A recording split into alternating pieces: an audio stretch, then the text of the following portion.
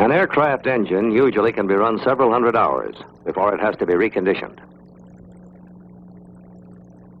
The engine on this airplane has done a lot of flying, and it's due for an overhaul. It's a little engine, but it runs on exactly the same principles as the big jobs. And the inspections and repairs you'll do on it are basically the same. So let's get the airplane inside the hangar and go to work.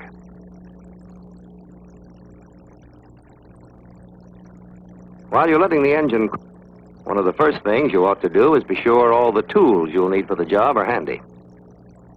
You don't want to waste time hunting for the right tool. That means you'll have not only screwdrivers, wrenches, drifts, and the like, but measuring gauges, containers, funnels, clean rags, and metal tags for marking parts as they're taken from the engine. You'll also need an engine manual containing a table of limits and helpful instruction on proper procedures. Since you're interested chiefly in the cylinders, the preliminary steps you take before removing the cylinders will be covered quickly. Check the ignition switch and fuel shutoff valve to be sure they're both off.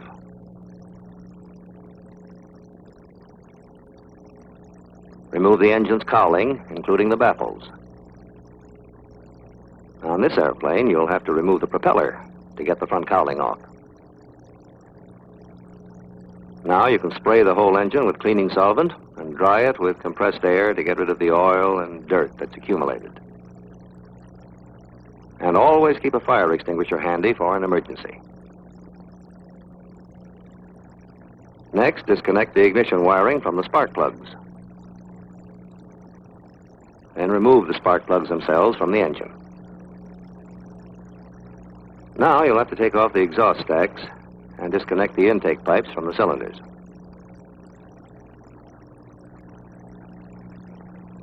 Then the push rod housings can be disconnected, and you'll be ready to pull the cylinders.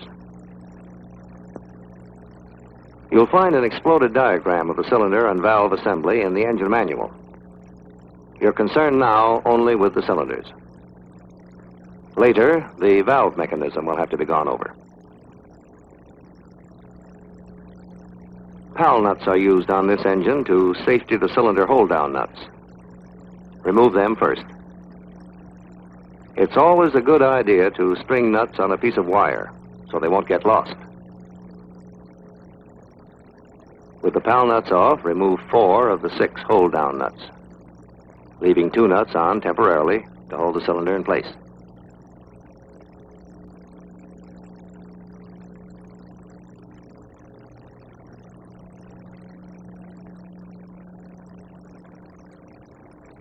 Before pulling the cylinder, put the piston at the top of its stroke so that you can get at it when the cylinder's off. You can do this easily by turning the crankshaft with a timing tool and watching the piston through a spark plug insert.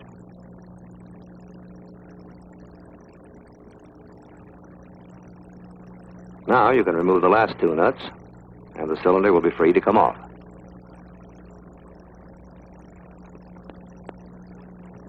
There are several things to remember when pulling a cylinder. Do it carefully. Pull the cylinder out straight. Use one hand to support the piston so it won't bang down against the engine when the cylinder comes free.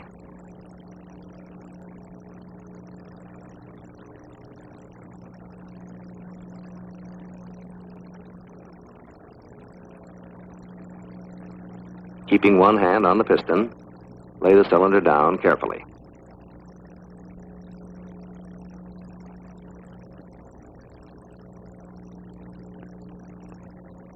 Now push out the full floating wrist pin that holds the piston to the connecting rod. And when you take the piston off, let the rod down gently so it won't drop against the port.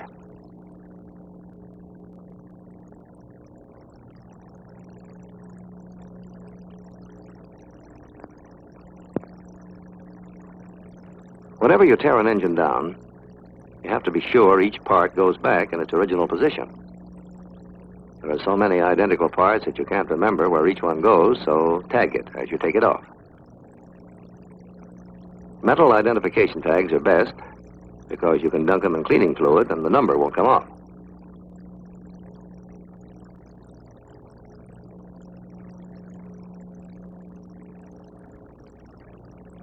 soon as the cylinders are pulled, be sure you cover up the open cylinder port so dirt, loose wire, nuts, or tools can't get inside accidentally. When you've removed all the cylinders and pistons and covered up all the open ports, you can move to a workbench where it's easier to make your inspection and repairs.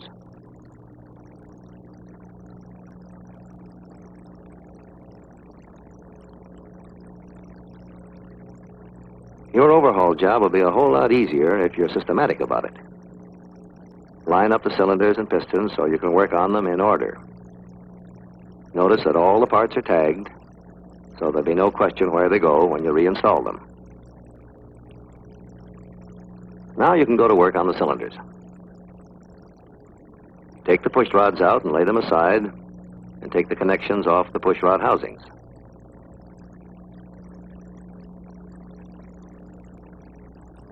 Now, remove the 6 screws that hold the rocker box cover to the cylinder. There's no safety wire to cut here because lock washers are used instead. Remove the rocker box cover so you can get at the rocker arms. Sometimes the gasket will stick to the parting surface. You can loosen it with a flat blade, but don't use a sharp screwdriver, as it may damage the parting surface.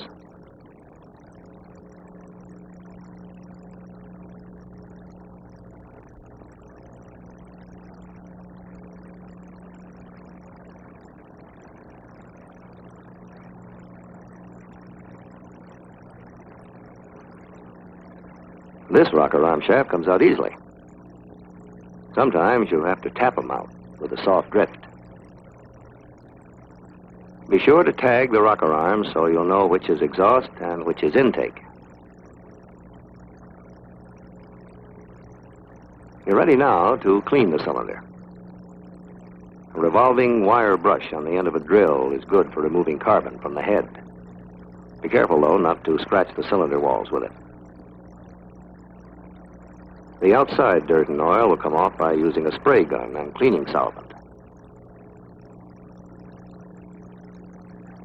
Then compressed air will not only dry the cylinder, but will blow off dirt and carbon.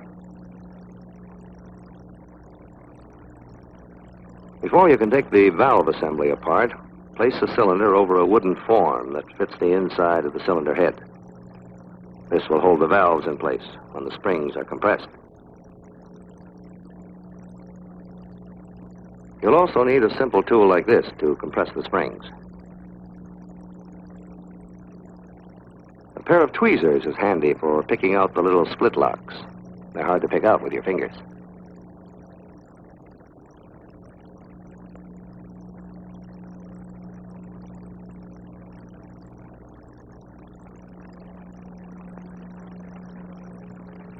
With the split locks removed, the compressing tool can be taken away and the parts lifted out. The spring retainer and the inner and outer springs. You can get the spring seat out with the tweezers, too.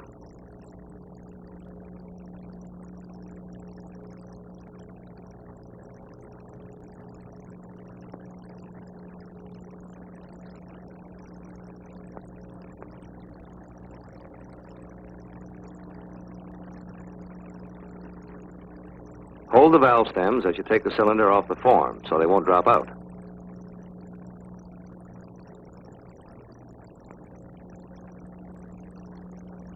Take care when removing the valves not to let them scratch or dent the cylinder walls.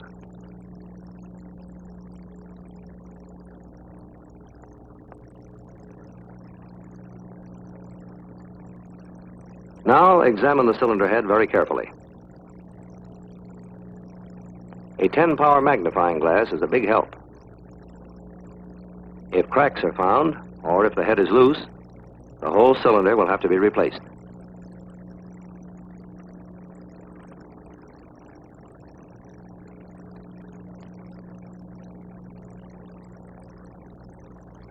Examine the cooling fins carefully for cracks.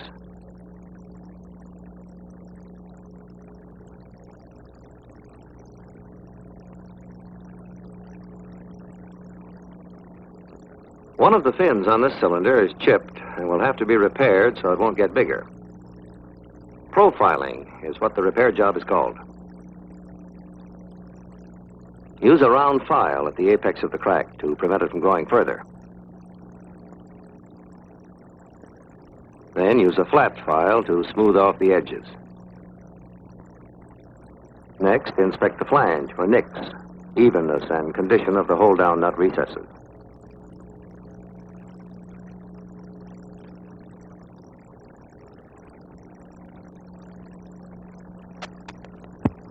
The rough edges of any nicks you find can be smoothed down.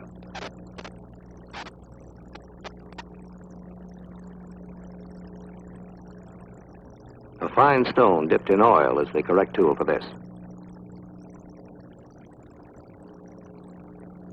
Then polish the spot with a piece of crocus cloth.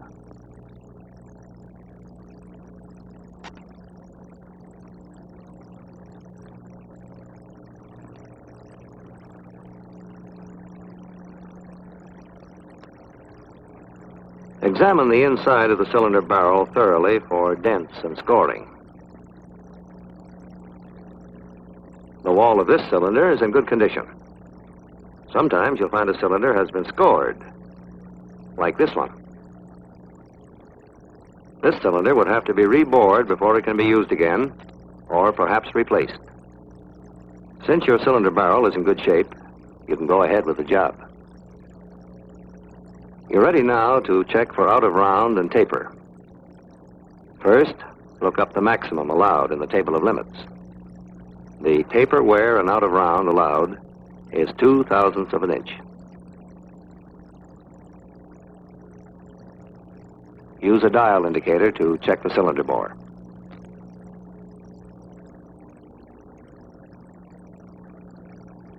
Set the dial to 0.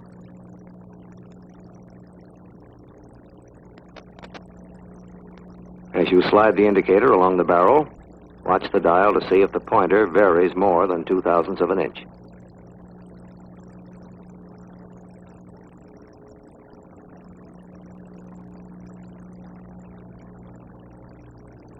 The taper of this cylinder is satisfactory, so you're ready to check the diameter of the cylinder. With an inside micrometer, take one measurement at right angles to the crankshaft.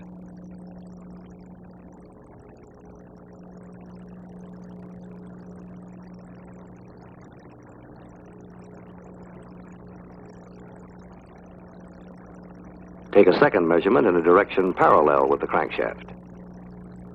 A comparison of these measurements will tell you if the cylinder is out of round.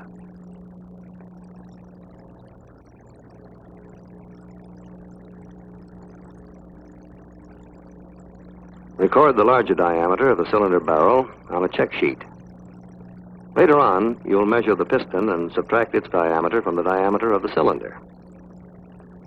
In that way, you'll find out if the clearance between the piston and cylinder checks with the table of limits.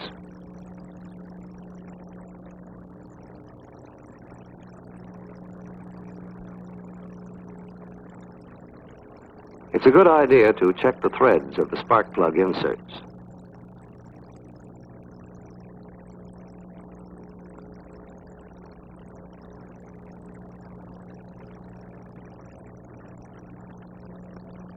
Damaged threads can be fixed up by chasing them with a tap that has the proper size metric thread.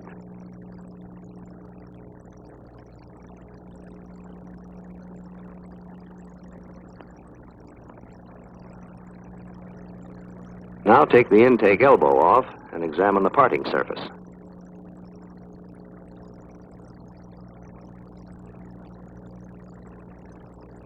Take the gasket off and inspect the intake flange and exhaust flange for nicks and imperfections that might need stoning.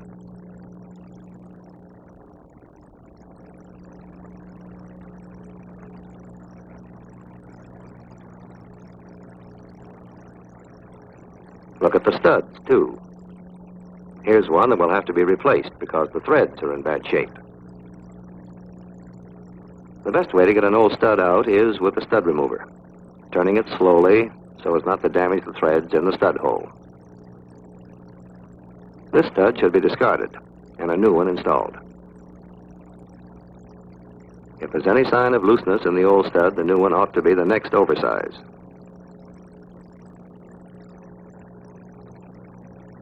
Before installing the new stud, Make sure the threads in the hole weren't damaged when the old stud was taken out. If you find them in good condition, coat the new stud lightly with a compound that will ensure tightness and run it down finger tight in the hole.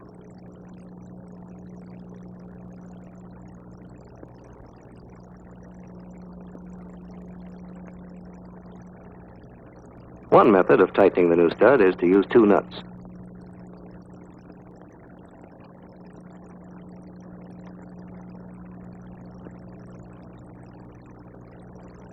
Put them on so they face each other.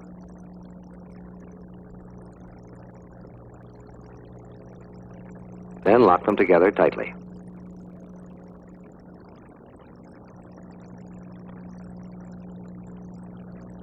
Now you can turn the outer one with a wrench, and the stud will turn.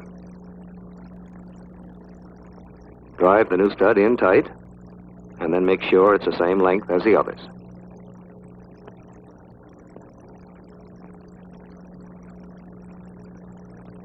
You've now finished reconditioning this cylinder. When the other three have been gone over in the same way, the next job will be on the pistons.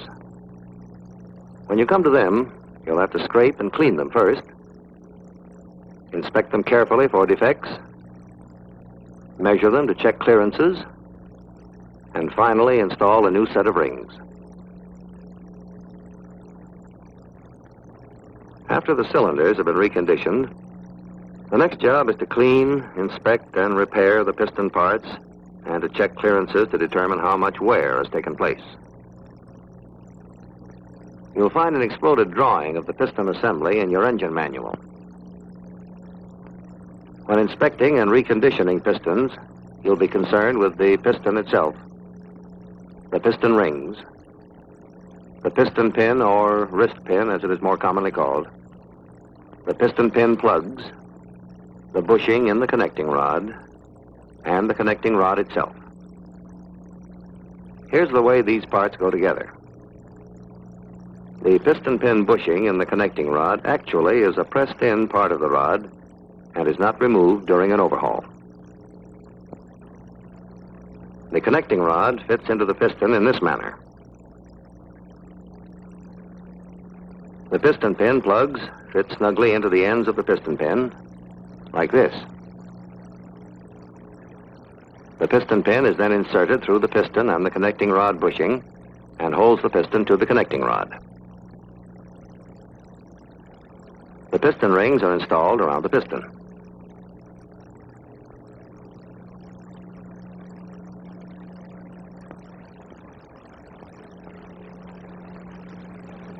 And eventually, the piston assembly will be installed inside the cylinder. There must be correct clearance between these parts to assure proper lubrication. One of the most important is the clearance between the outside of the piston and the inside of the cylinder. The two surfaces at the ends of the piston pin, where the pin fits into the bosses in the piston, also must have proper specified clearances. And the center of the piston pin, where the pin goes through the connecting rod bushing, likewise must fit properly. Now let's get back to the pistons themselves. Take a good look at the piston rings. They may give you a clue to trouble. These rings seem to be okay. An example of what you may run into, however, is this piston from another engine. Some of the rings are seized. That is, overheating has welded them tightly to the ring grooves. Notice the blow-by marks on the rings, where hot expanding gases have escaped. A condition like this would most likely score the cylinder seriously, like this, and cause a distinct loss of power. However, the rings on the piston you are inspecting are in good shape, and you can go ahead and remove them. To get them off easily, you'll need a ring spreader that grips the ends of the ring and spreads the gap.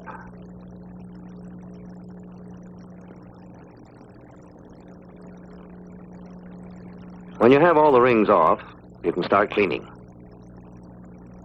And this is a lengthy job.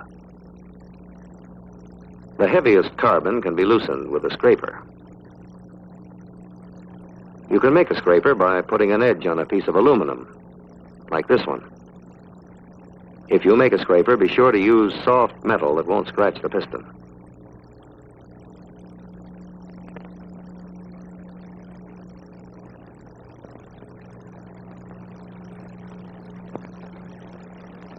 You'll need another scraper with one end narrowed to fit the ring grooves. When most of the carbon has been scraped off, the parts are ready for a soaking in cleaning solvent. Keep the pistons, pins, and plugs in sets so they don't get mixed up. When using some of the harsher cleaning solvents, wear rubber gloves to protect your hands. This cleaner is mild enough to make that unnecessary. Let the parts soak until the solvent has had a chance to loosen the remaining carbon and dirt. When certain kinds of cleaner are used, it's necessary to rinse off the parts with hot water. Now you can probably get the parts thoroughly clean with a little more scraping.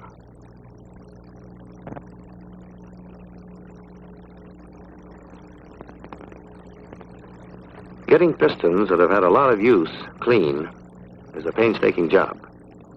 But when you're finished, each one of them ought to shine like new. Poke out the oil relief holes spaced around the head with an undersized drill to be sure no dirt has clogged the openings. Now you can finish off the cleaning job in good shape with a spray gun and cleaning solvent. The gun will force cleaning fluid into all the corners.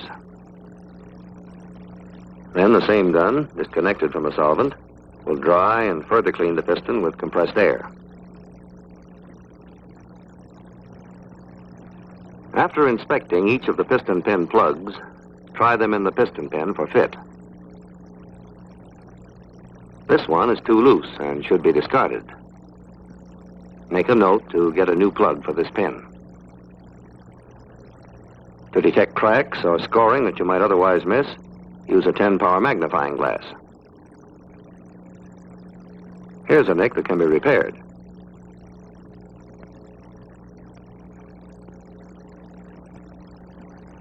Use a fine stone dipped in oil to smooth the nick down, following the contour of the pin with the stone.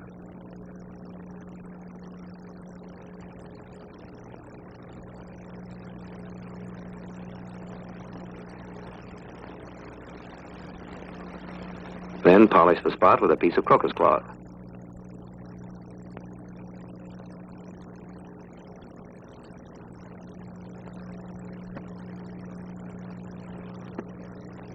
Now you want to check the piston pin for straightness. You'll need a dial indicator and a pair of V-blocks set up on a surface plate. Lay the pin in the V-blocks and place it directly under the indicator arm.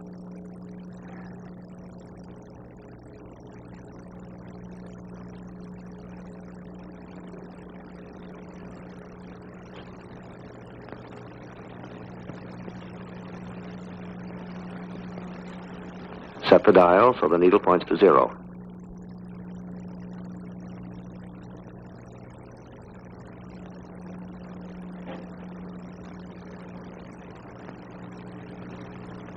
As you rotate the pin, watch the dial for any variation.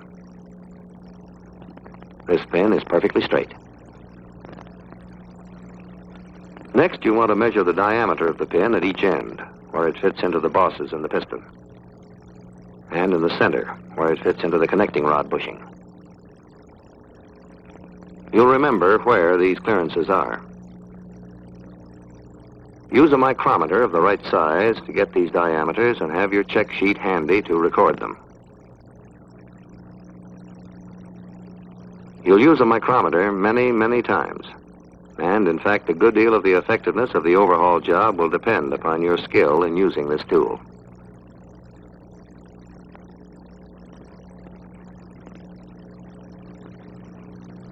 Take 2 measurements at each point and record them. Take the measurements at right angles to each other. If there's a difference in the 2 readings, The smaller is the one to use.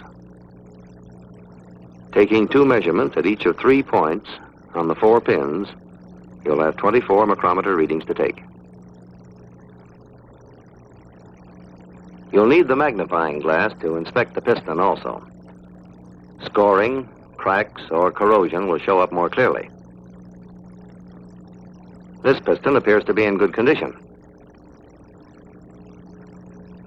Now you want to be sure the clearance of the piston in the cylinder is satisfactory.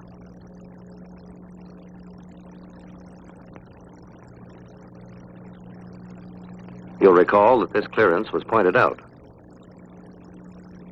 Using the proper size micrometer, measure the diameter of the piston at the skirt and record the readings on your check sheet.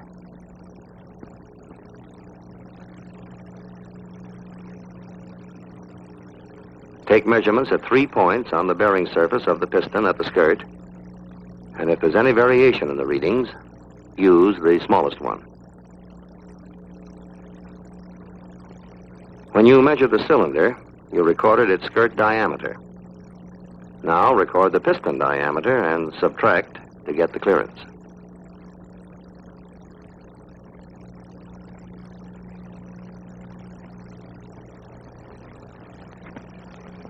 Check this clearance against the table of limits.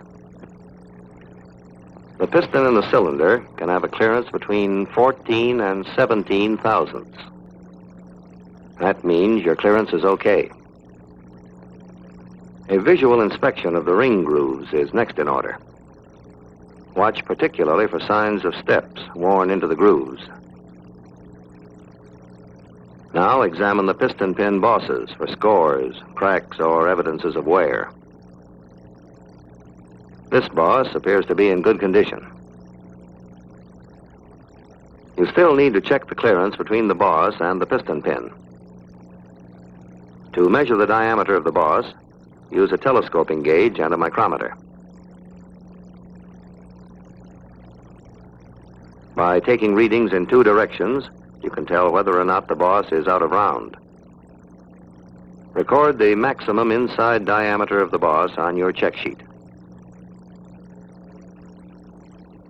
A few minutes ago, you measured the diameter of the piston pin where it fits into this boss. Now subtract the diameter of the pin from the diameter of the boss and get the clearance.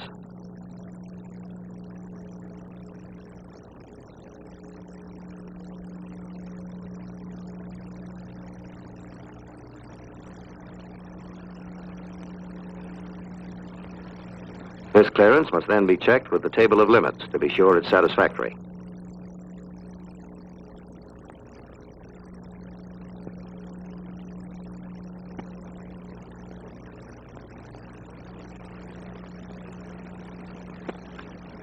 To complete your check of piston pin clearances, you'll need to go back to the engine to get the diameter of the piston pin bearing in the connecting rod.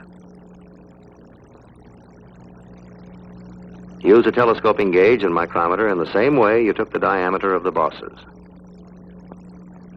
Again, it's standard practice to take the diameter in more than one direction. And if there's variation, use the largest one. Now subtract the center diameter of the piston pin from the diameter of the connecting rod bushing. This will give you your final clearance, which must also be checked with the table of limits.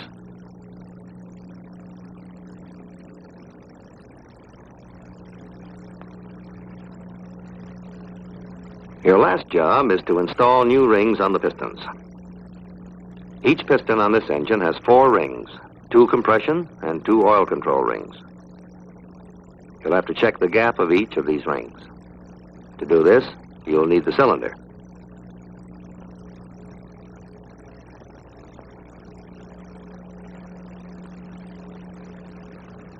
Install the piston in the cylinder barrel in its operating position.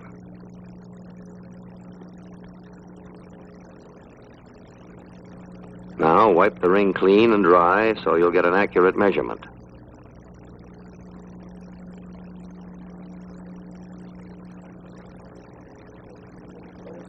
Then compress the ring and place it in the cylinder.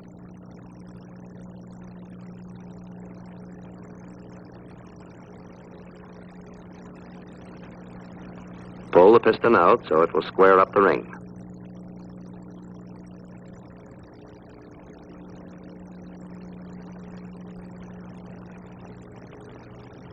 Use a feeler gauge to check the gap of the compressed piston ring. You'll find proper gap allowances given in the table of limits.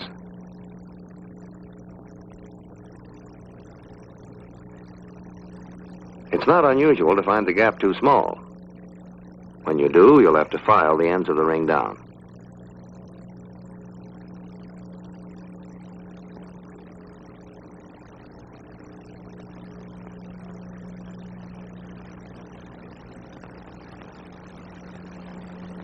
To do this, clamp a smooth file securely in a soft-jawed vise.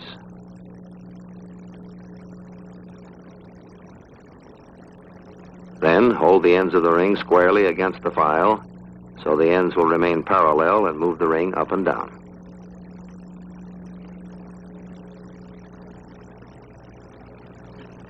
When you feel you've enlarged the gap sufficiently, make another check.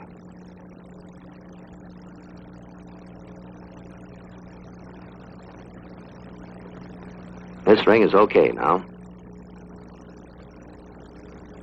Each new ring should be checked in the same way to be sure the gaps are those specified in the table of limits. The next step is to install the rings. First, set the piston down with the open end facing up. The right ring must be installed in the right groove. This is an oil scraper ring.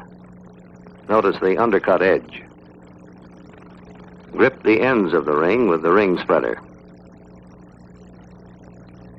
This oil scraper ring should be installed with the undercut edge toward the open end of the piston. Now turn the piston over so you can get at the other three grooves. Install another oil ring having a similarly undercut edge next. This ring is also installed with the undercut edge toward the open end of the piston in the third groove from the top.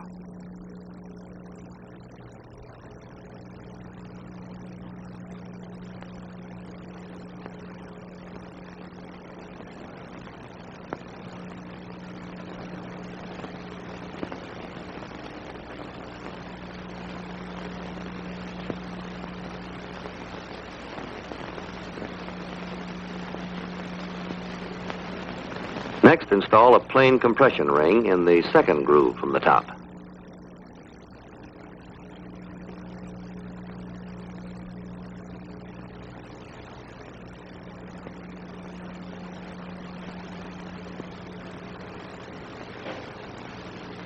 And finally, install the top compression ring in the top groove, with the beveled edge toward the top.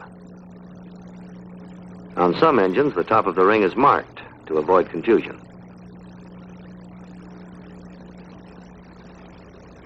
One more check you'll have to make is for side clearance of each ring in its groove.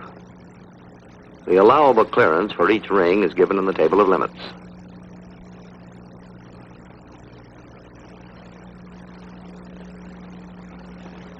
Hold the ring firmly seated in the groove when you use the feeler gauge and run the feeler all the way around the piston.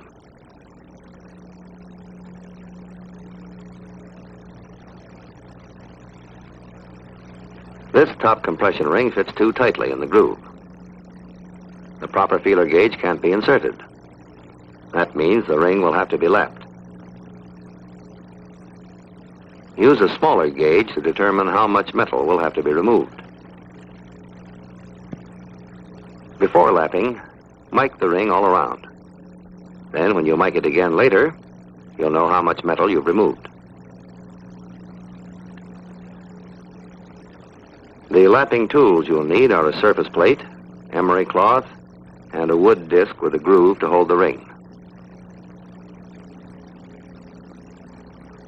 Lay the ring squarely in the groove with the top side up.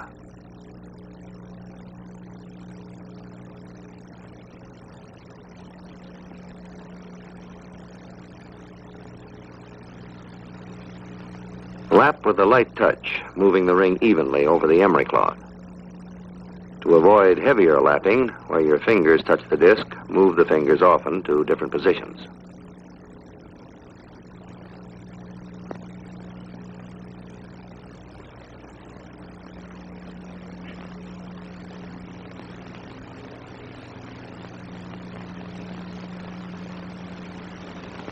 check the ring frequently so you don't lap it too much. Take it out of the disc and wipe it off before making it so you'll get an accurate measurement.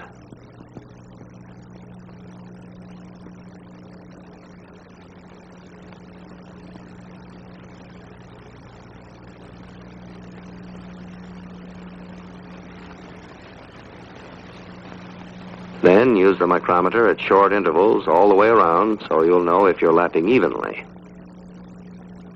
You may have to stop lapping and mic the ring several times before you have it just right. Give it a final check with the correct size feeler gauge. You may find it necessary to lap all the new rings, or you may find some of them satisfactory. With the new rings installed, your overhaul of the piston is finished. Each piston is gone over with the same care and put into first-class condition. Before reinstalling the pistons, however, the valve assembly must be serviced. That operation will include taking the valve assembly apart, cleaning the parts, inspecting them carefully, checking the tension of the springs, measuring the parts to check clearances, refacing the valves where necessary, and finally, lapping them into their seats. The parts lined up and tagged, you're ready to disassemble the valve mechanism.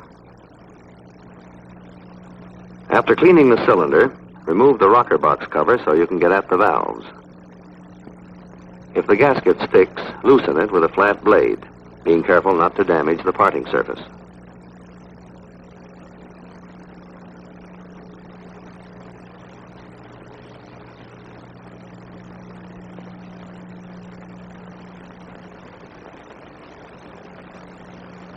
Now you can get at the various parts of the valve mechanism. Push out the rocker arm shaft and remove the rocker arms.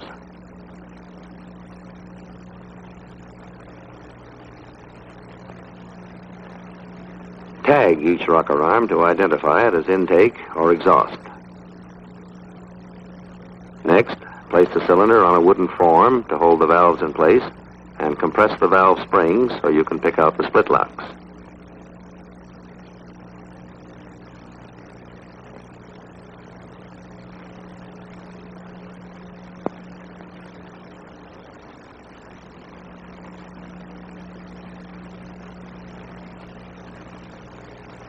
This allows you to remove the spring retainer, the springs,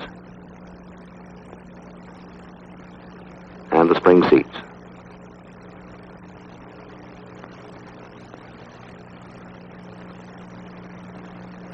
Then you can remove the valves.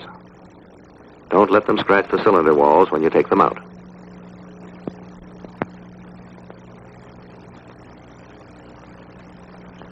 Your job now will be to clean, inspect, and repair these valve parts and to check clearances.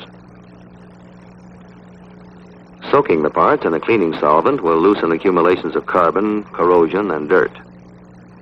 Keep the parts grouped as they come from the cylinder so they don't get mixed up.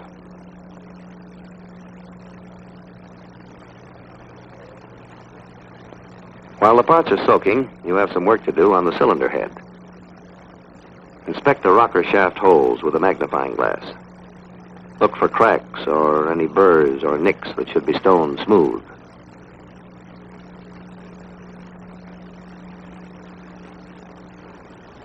If these surfaces are in good condition, your next job is to measure the diameter of the holes with a telescoping gauge and micrometer.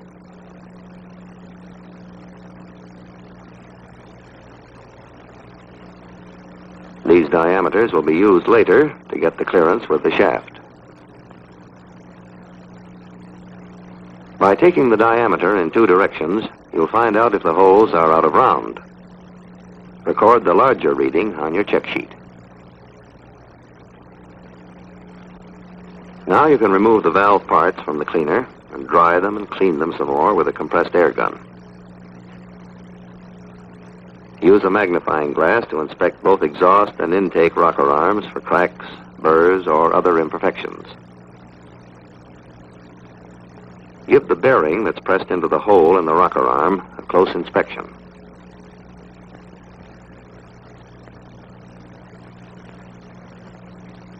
The inspection should include the socket into which the push rod fits and the surface that the valve stem touches.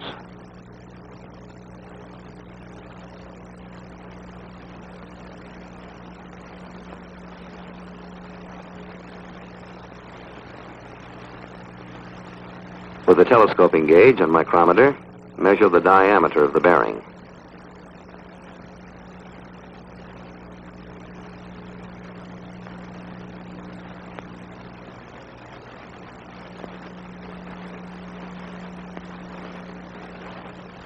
Take a reading in two directions to check for out of round.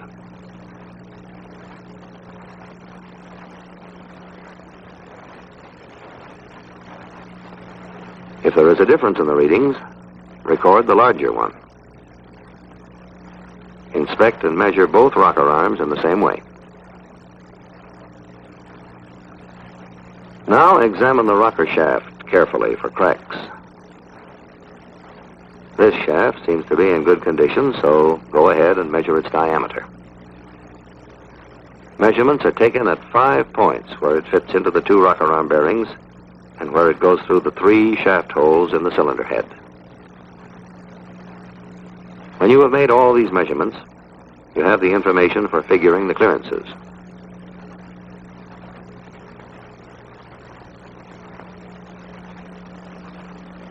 First, from the diameter of the rocker arm bearing, subtract the diameter of the rocker shaft at that point.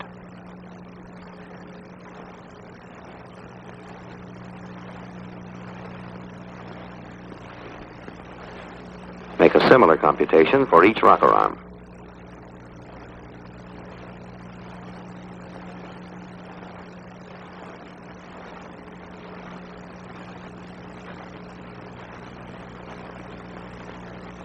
Then, from the diameter of the 3 shaft holes in the cylinder head, subtract the diameter of the shaft. Then check these clearances with the table of limits in the manual.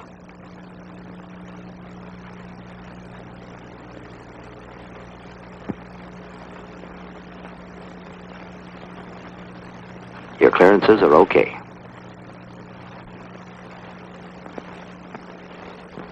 At some point in your inspection, test the push rods for straightness. If they're bent, they won't roll smoothly on a surface plate. The sound made by dropping them will tell you if the ball ends are tight. They are a pressed fit. Feel the ends to be sure they're smooth and not worn.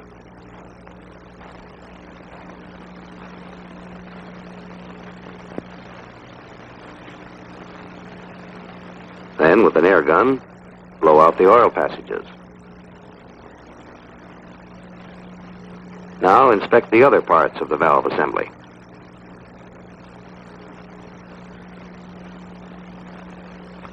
The valve spring retainer should be looked over for cracks, nicks, burrs, and wear.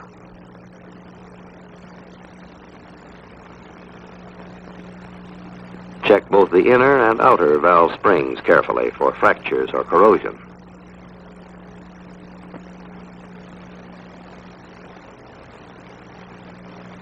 Examine the ends of the spring, particularly for splitting. This spring has a broken end which can't be repaired. It will have to be replaced with a new one. Both outer and inner springs should get a similar examination.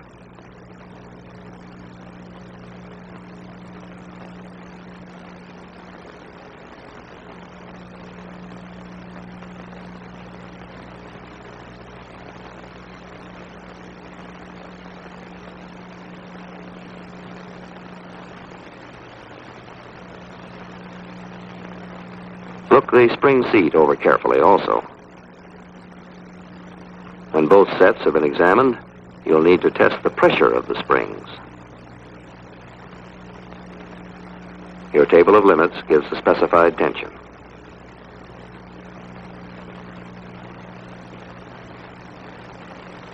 First, set the tester for the specified height.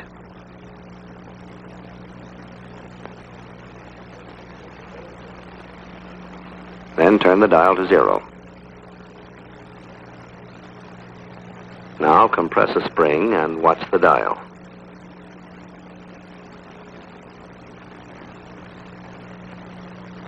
Test the outer springs and then look up the specifications for the inner springs.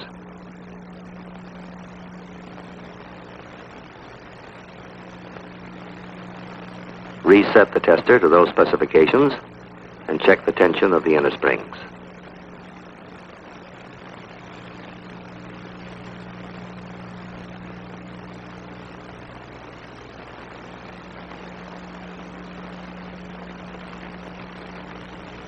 Continuing your inspection, examine the valve spring retainer locks for wear or for galling on the outside.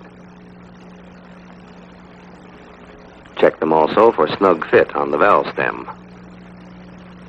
These split locks are extremely important. If they fail when the engine is operating, the valve will drop into the cylinder and cause serious damage. Next, test the fit of the valve guides in the cylinder head. If either of them is loose, a new guide must be installed. A check will have to be made of the clearance between the valve stem and valve guide. So you'll need to measure the inside diameter of the guide with a small hole gauge and micrometer.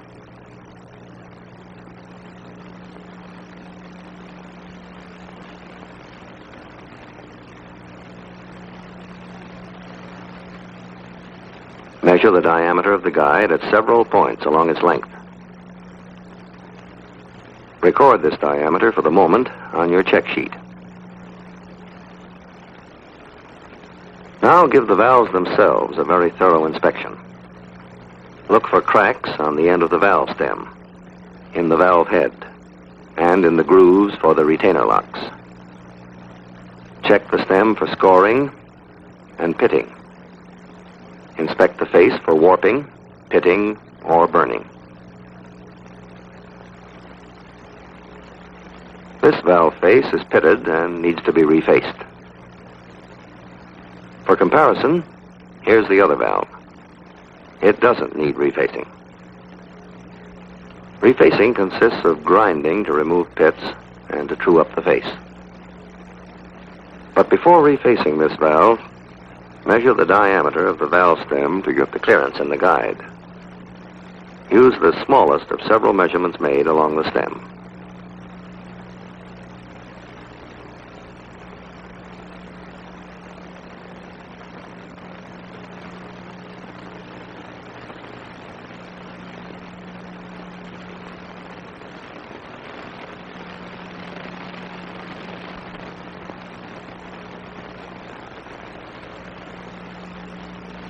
The diameter of the stem is subtracted from the diameter of the guide to obtain this clearance, which is figured for both the exhaust and intake valves.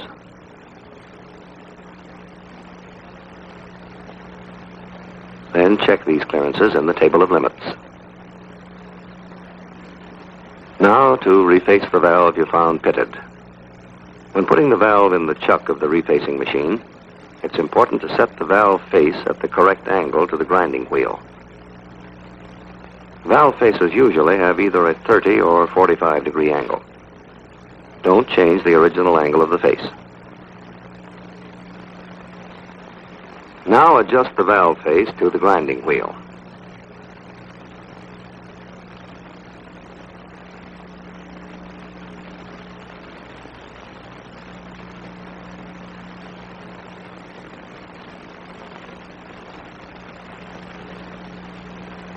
In moving the valve across the grinder, take light cuts and move slowly.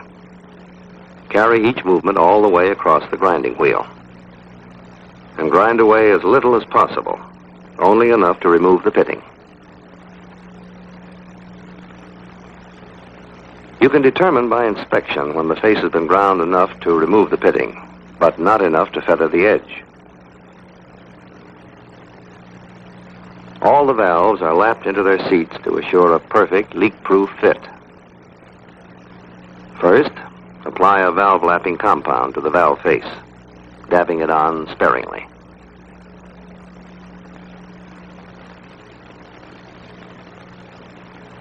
Wipe the stem clean and insert the valve in its guide.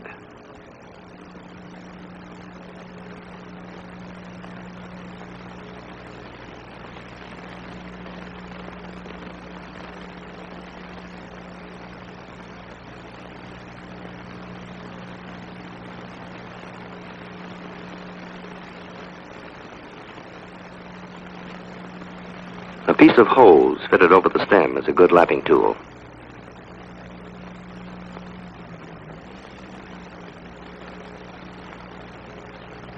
Roll the hose between your fingers with a medium pull exerted on the valve.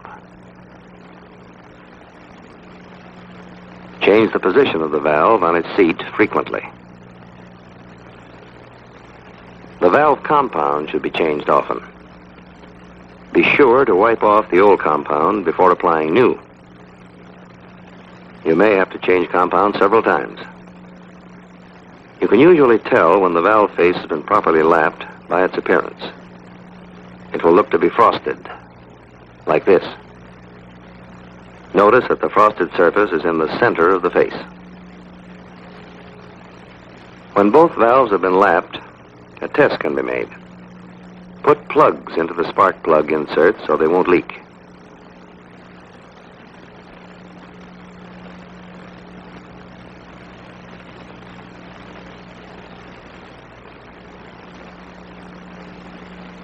Then clean off the compound from the valve and seats and put the valves back into their guides.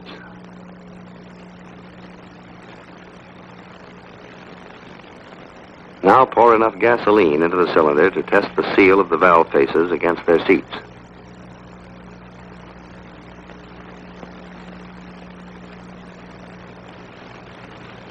If, after 20 minutes, no gasoline is leaked through, the valve has been properly lapped in. If there's a leak, the valve will need to be lapped again until a leak-proof fit has been obtained. Finally, inspect the parting surface of the rocker box for dents, nicks, and scratches. Do the same with the cover. The cover must fit perfectly on the rocker box to prevent oil leaks, and if necessary, stone the parting surfaces to obtain such a fit. You've now inspected the complete valve mechanism and repaired the parts where necessary. Here's the way the valve assembly goes together. The valve guides and valve seat inserts are not removed from the cylinder. Here they're separated from the cylinder so you can see them better. The first step in reassembly is insertion of the valves through the guides from inside the cylinder.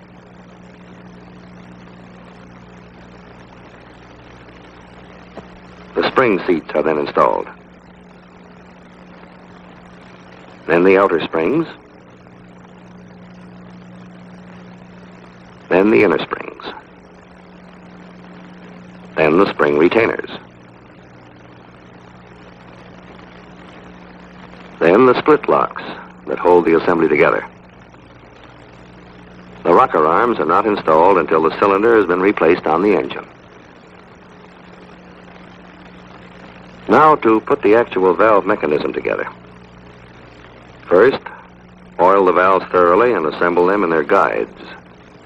Use a heavy engine oil.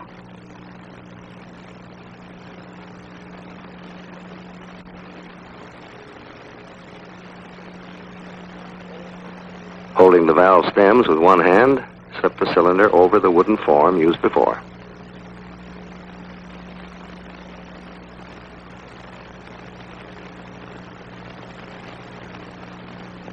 Install the spring seat, the inner and outer springs, and the spring retainer. Then compress the springs with the special tool.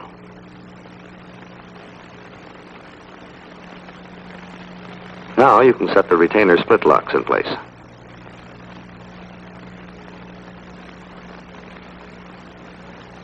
When you've assembled both valves in the same way, the cylinder can be prepared for reinstallation.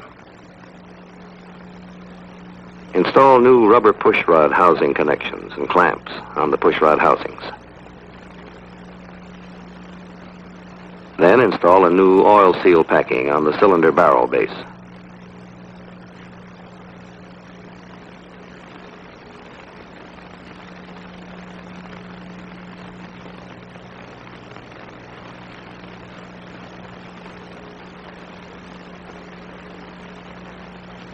Now, when you have oiled the inside of the barrel thoroughly, The cylinder will be ready to reinstall on the engine.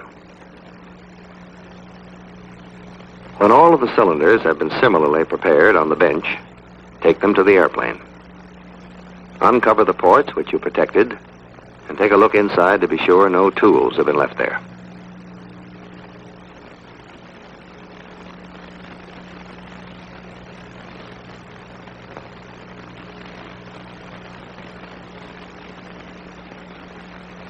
Oil the piston thoroughly, working the oil in around the rings.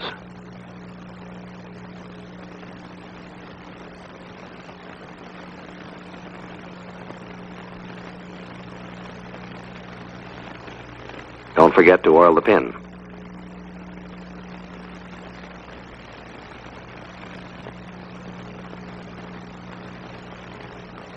Then install the piston to the connecting rod.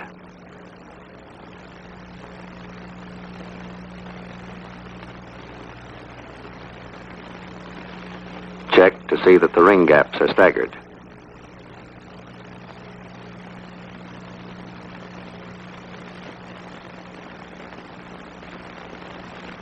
You'll need a helper to compress the rings with a clamping band while you slip the cylinder barrel over the top of the piston.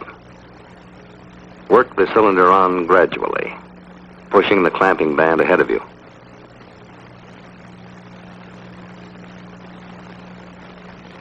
When the cylinder is past the top 3 rings, shift the clamping band to the bottom ring.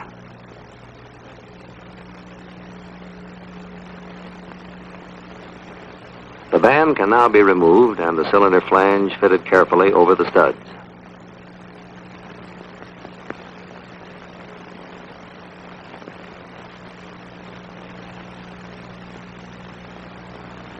The hold-down nuts can then be reinstalled.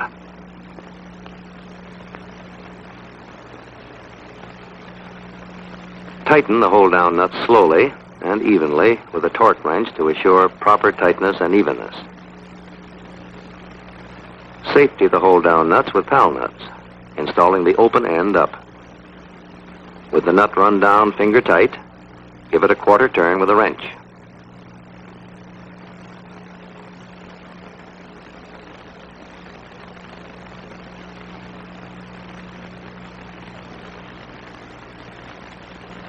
Now you can install the rocker arm, fitting the ends over the push rod and valve and securing it in place with the rocker shaft. The rocker arm should be oiled, and be sure you have the intake and exhaust arms in their right locations.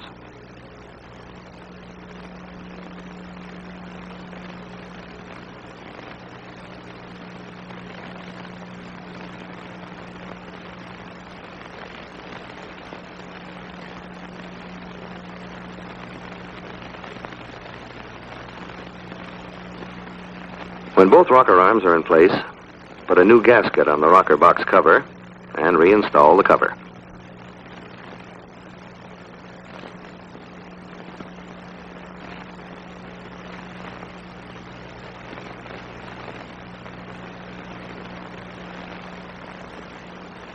Finally, slip the push rod connections and clamps down over the housing flange and tighten the clamps. Then reconnect the intake pipes to the intake elbow on the cylinder. And last, reinstall the spark plugs and reconnect the ignition wires. When that's done, you can install the propeller and the baffles and start the engine. In this major overhaul of an aircraft engine, your job will be to clean the parts of the disassembled engine, inspect and repair them, and check all specified clearances against the table of limits. To review quickly the disassembly procedure, you'll recall that the engine was removed from the airplane and mounted on an engine stand. Then it was disassembled. The cylinders and pistons were removed. The oil sump was also removed from the crankcase. Then the gear case cover. And finally, the 2 halves of the crankcase were separated to get at the insides of the engine.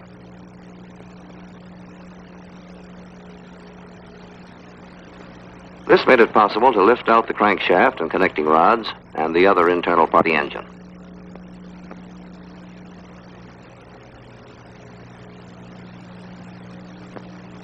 With the engine torn down, your first job is to clean every last part thoroughly. Scrub all the smaller parts, like connecting rods, in a tub of cleaning solvent.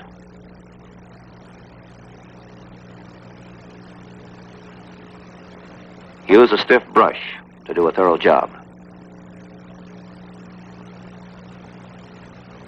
When you finish cleaning the small parts, dunk the crankshaft in the cleaning fluid. A brush will help you clean in around the throws, journals, and bearing surfaces.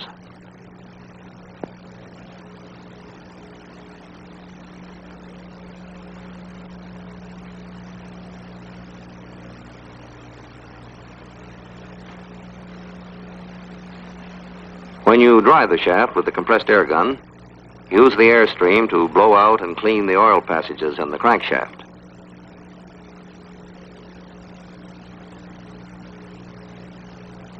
This is a must in engine overhaul.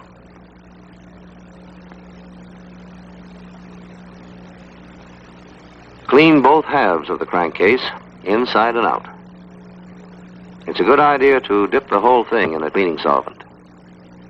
All the dirt, oil, and sludge that gather on the metal must be removed.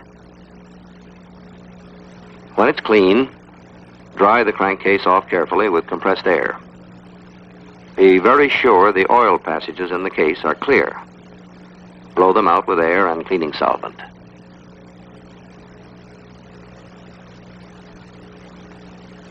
Before cleaning the oil sump, make a careful search for metal particles that may have chipped off the engine. Wipe out the inside with a clean rag. Loose particles of metal might be a clue to serious trouble in an engine. If you should find any chips like this, determine the kind of metal and look for the cause. Clean every part you've disassembled with equal thoroughness.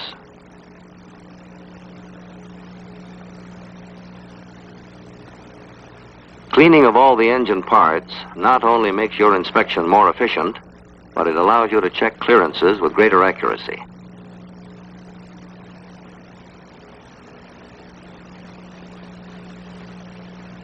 When all your cleaning is finished and the parts shine like new, you're ready to inspect the crankshaft.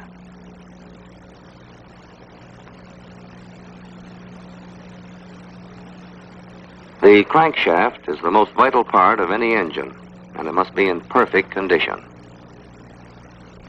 First in order is a visual inspection of the shaft. Inspect the propeller nut threads. Look for cracks, scores, or other damage. Inspect the propeller key for burrs or signs of wear, and check it in the keyway to be sure it fits properly.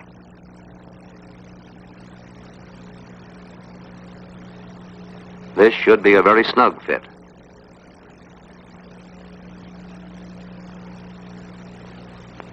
Ordinary visual inspection of the crankshaft is not enough, however, as fractures can't always be seen. The use of some kind of particle inspection is a more certain test. In the magnetic particle inspection, the crankshaft is magnetized by sending a charge of electric current through it. The shaft is then thoroughly soaked with a solution containing magnetic particles.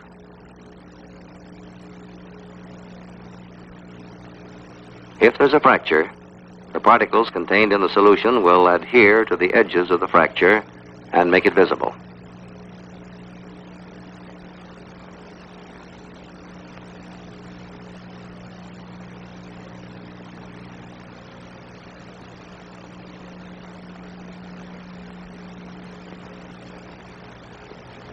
This shaft is in sound shape, since there is no indication of cracks. So that you will recognize a fracture when you see it, here's a fractured shaft from another engine. Notice how the particles cling to the line of the crack and bring it into relief. A fractured shaft must be replaced. When the inspection is complete, the shaft must be demagnetized by moving it back and forth inside a coil chamber and then removing it slowly.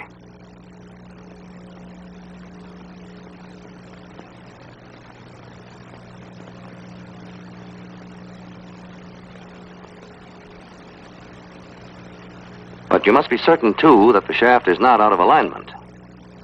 A stand like this is most efficient for this test.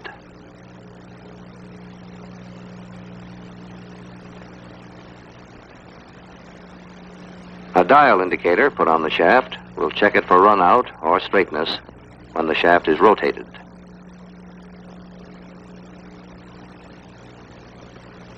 Make this check with the indicator on the end of the shaft.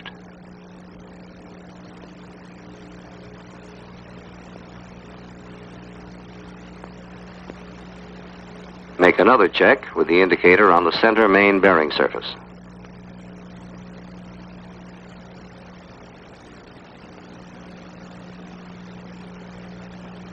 The needle on the dial shouldn't vary more than is allowed by your table of limits.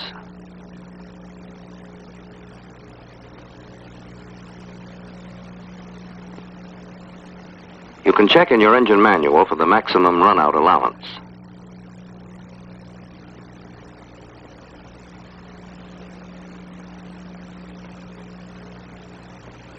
On this engine, it's 5/1000ths of an inch.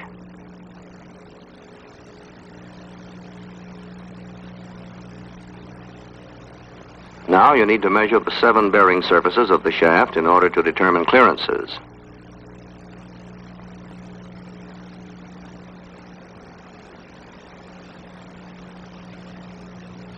On this shaft, there are 3 main bearing surfaces where the shaft rotates on the bearings in the crankcase. There are also 4 bearing surfaces where the connecting rods are attached to the shaft.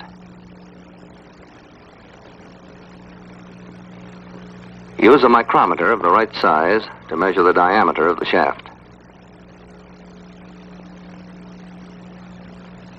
The purpose of these measurements and checking of clearances is to discover wear that wouldn't be visible to the eye.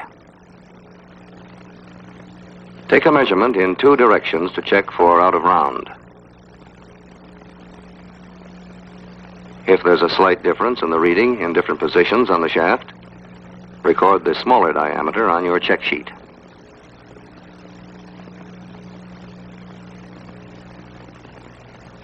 The next bearing surface is for a connecting rod. Measure this diameter in the same way and record the smaller measurement.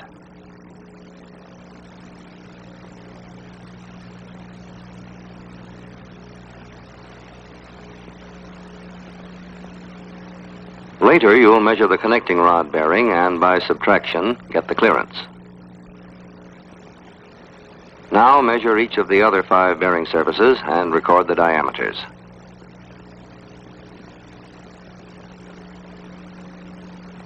When that's done, you're finished with the crankshaft for the time being and can go ahead with an inspection of the connecting rods.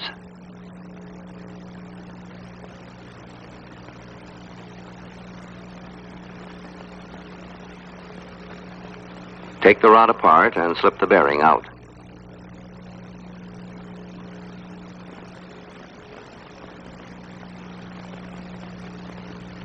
Check the bearing seat for cracks, nicks, or scores.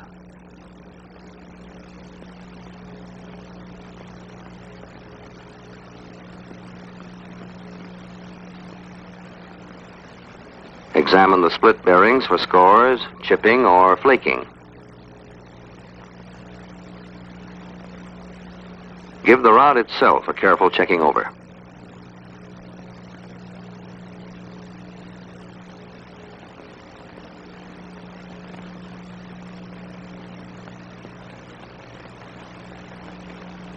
Here's a bearing that's scored. This score is deep enough so the bearing will have to be replaced. These split bearings are always replaced in pairs, not individually.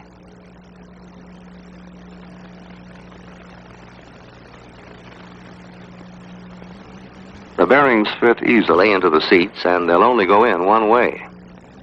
You can't go wrong.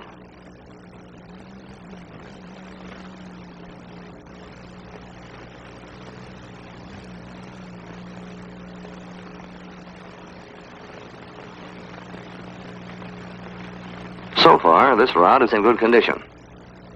Bolted it back together so you can give it a check for possible bend or twist.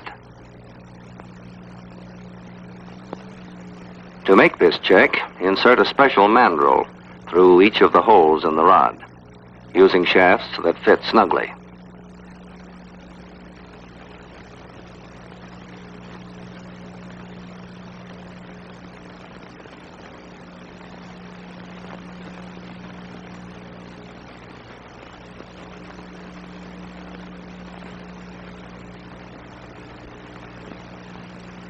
To make the check accurately, tighten the nuts with a wrench.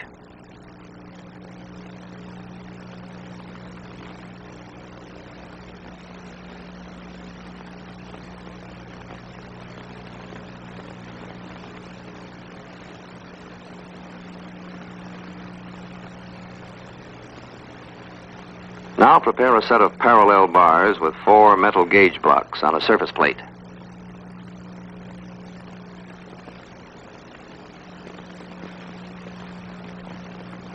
Then rest the ends of the mandrels on the blocks like this.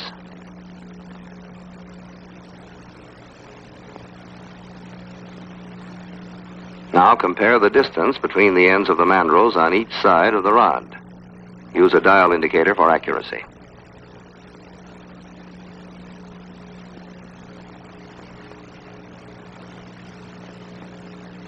The dial indicator reading should be exactly the same on each side of the rod, if the connecting rod is perfectly straight.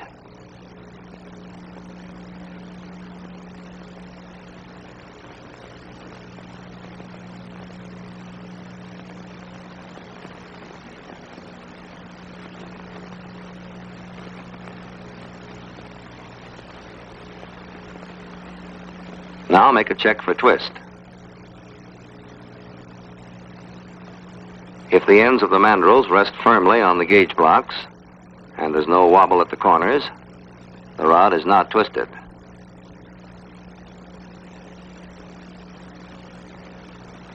With all the connecting rods inspected and with damaged parts replaced, next measure the bearings at each end to obtain clearances.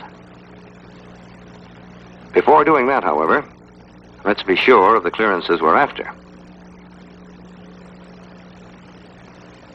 You've already measured the diameter of the crankshaft at the 4 throws where the connecting rods fit.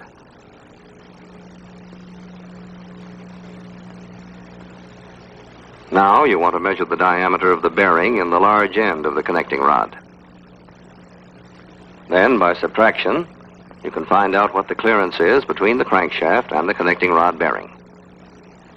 In operation, the crankshaft is nearly centered in the rod, like this, with clearance for oil all the way around. Of course, when you check the clearance, your figure will represent the total, as if the rod were pushed to one side. Now make the measurements.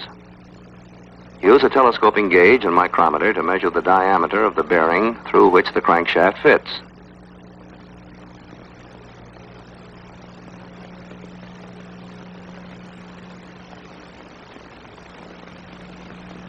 Take your measurement in more than one direction, and if there's a slight variation, use the larger diameter.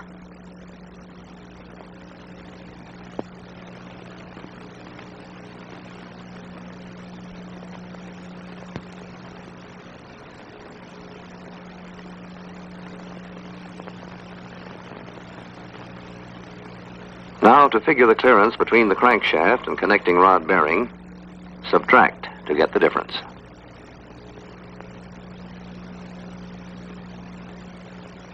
Check this clearance with that given in the table of limits in your manual.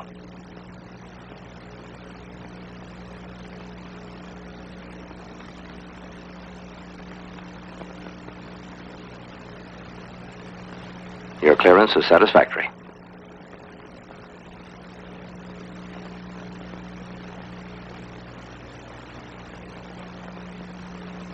The bearing in the small end of the connecting rod where the piston pin fits also needs to be measured.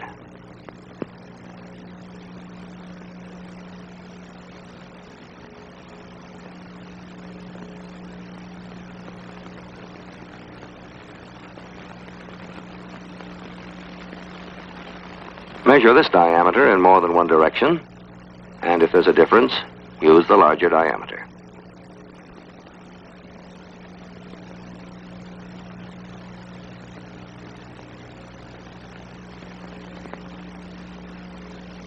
Record this measurement, and you can obtain the clearance between the piston pin and the bearing.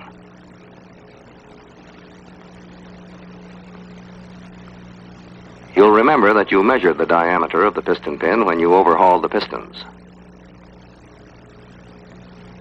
Now you can get the clearance between the piston pin and the bearing in the small end of the connecting rod by subtracting one diameter from the other.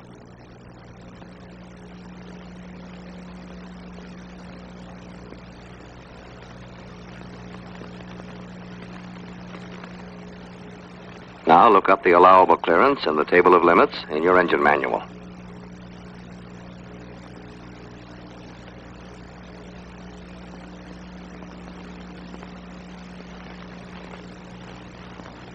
Your clearance is okay. Give each of the 4 connecting rods an equally thorough examination and measure the bearing diameters in the same way. You've now completed your inspection of the crankshaft and connecting rods. The camshaft, the 2 halves of the crankcase, and the other disassembled parts remain to be overhauled before the engine can be reassembled. In the overhaul of the engine, the crankshaft and connecting rods have been cleaned and inspected, and the various clearances between parts have been checked. The next part to be inspected is the camshaft.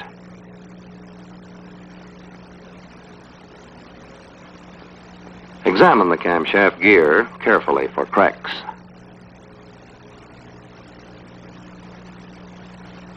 Pay particular attention to the teeth to be sure none of them shows signs of excessive wear.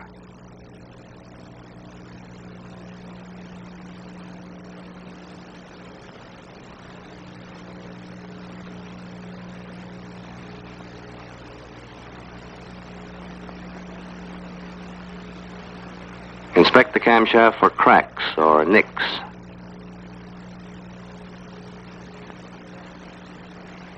Check the bearing surfaces and cam lobes for wear, scoring, or pitting.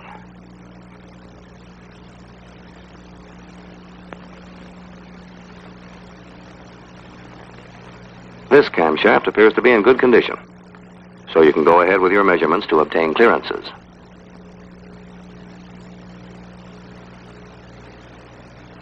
There are 3 bearing surfaces on the camshaft where it fits into the crankcase. The diameter of the shaft at each of these 3 points must be measured, and later you'll measure the bearings in the crankcase to get the clearances. Use the micrometer on these bearing surfaces the same as you did on the crankshaft. Measure in at least 2 directions, and if there's a variation, use the smaller diameter. Record the diameter on your check sheet for future reference.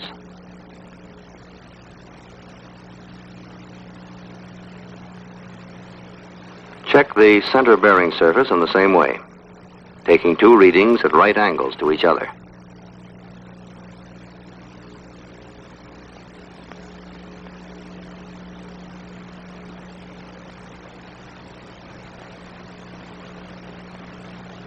Record the smaller reading, and then check the diameter of the bearing surface at the front end of the camshaft.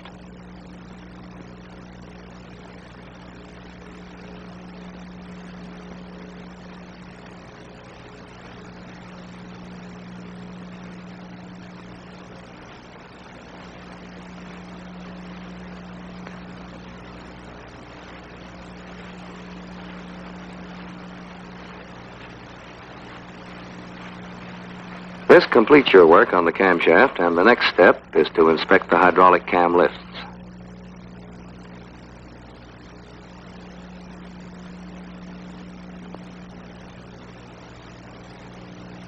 Remove the tag temporarily so it won't get in your way. And look the tappet over carefully to be sure it's in good condition.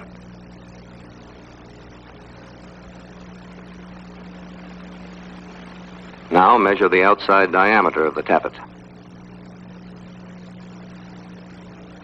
Later, you'll measure the guide in the crankcase into which the tappet fits, so you can figure the clearance. The purpose of all measuring of clearances is to discover wear on parts that wouldn't be visible to the naked eye. Record this diameter on your check sheet for the time being. In the same way, inspect and measure each one of the 8 hydraulic tappets. Next, check the oil pump parts. Examine the driven gear carefully, looking especially for wear on the gear teeth.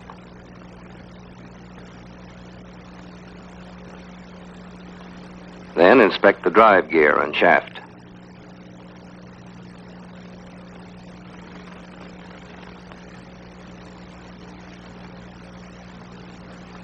Replace the gears and the cover so you can check the clearance between the teeth and the cover.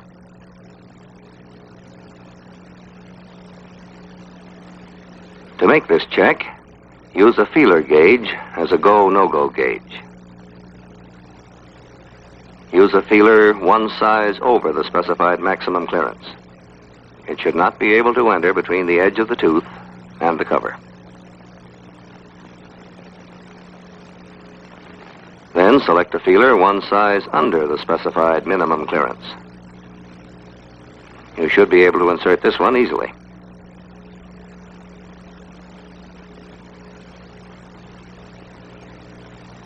Make this check for every tooth on each of the 2 gears.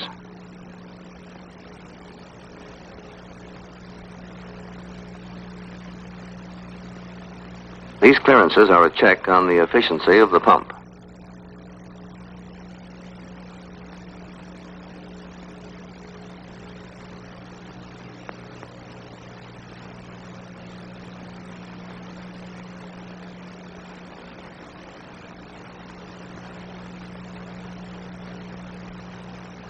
Now remove the drive gear and measure the diameter of its shaft with a micrometer.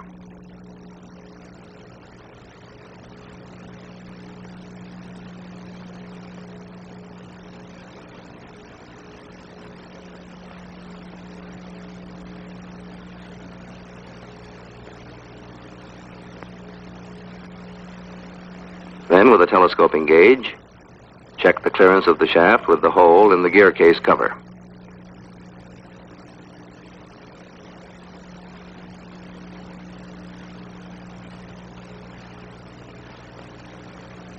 Now put the plate back on and tighten the nuts so you can check for excessive play of the gears or for binding.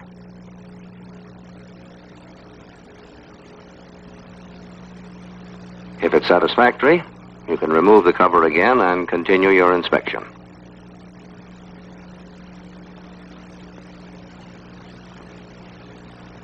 Inspect the tachometer drive housing and check its fit on the shaft of the drive gear.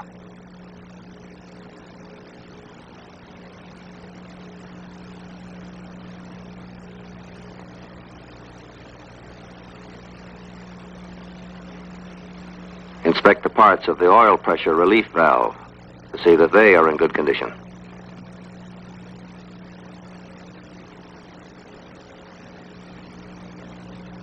And finally, give the gear case cover itself a thorough visual inspection.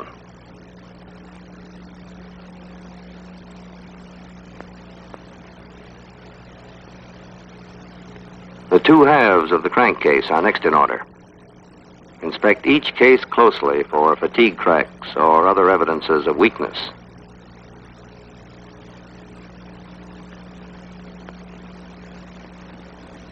Note the studs particularly to be sure they're tight and straight and that their threads are in good condition. If the threads look as though they might be stretched, check them by running a nut down on the stud.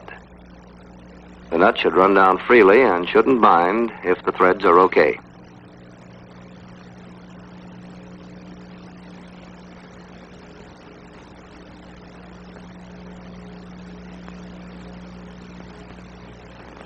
Sometimes cracks develop at the bolt holes, so be sure to make a thorough inspection of each hole.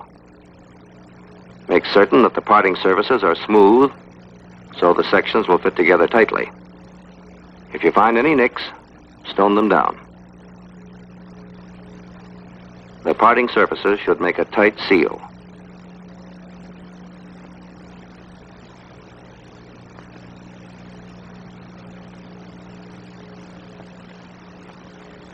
Lift out each bearing half from its seat so you can inspect both the bearing and its seat thoroughly. The seat into which the bearing fits sometimes gets cracked or worn, and the bearing itself is subject to scoring and scratching. However, these appear to be okay.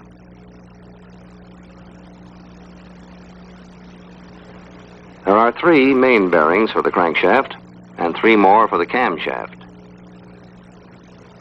Each of these should be given a careful examination.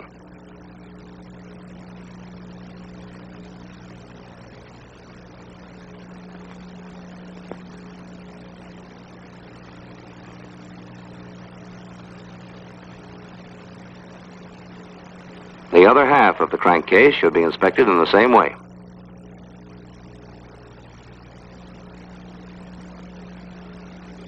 You'll remember that you measured the crankshaft bearing surfaces where they fit into the crankcase. Now you want to measure the crankcase bearings and get clearances.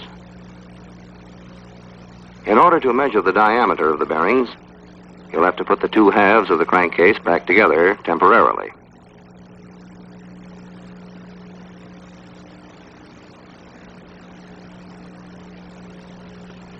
To get accurate measurements of the bearing diameters, bolt the sections together by tightening the nuts on all bearing studs.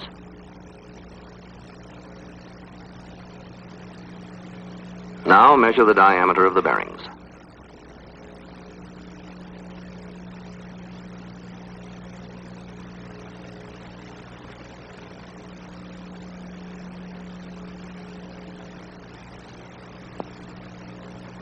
Take your measurements in at least 2 directions and use the larger one if there's a variation.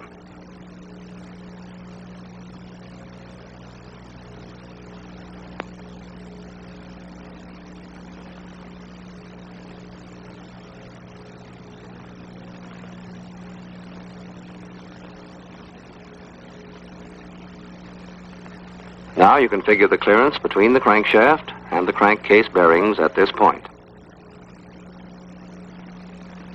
Subtracting, you get 3/1000ths of an inch. You'll find the allowable clearance shown in the table of limits in your manual.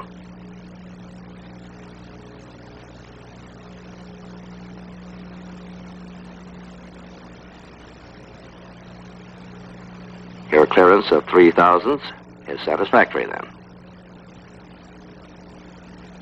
Next, take the diameter of the rear main bearing, the one at the other end of the crankcase. Use the telescoping gauge and micrometer in exactly the same way and figure your clearance by looking up on the check sheet the diameter of the crankshaft at this point.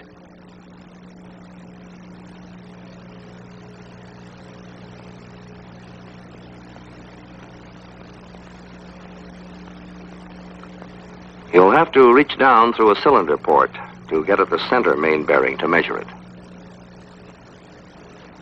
Otherwise, the procedure is exactly the same.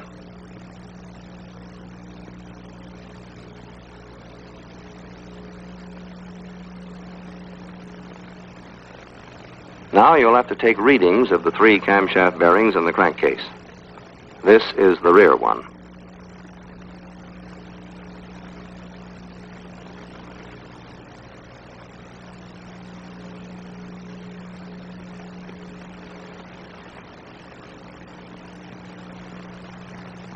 Again, if there's a variation, take the larger reading.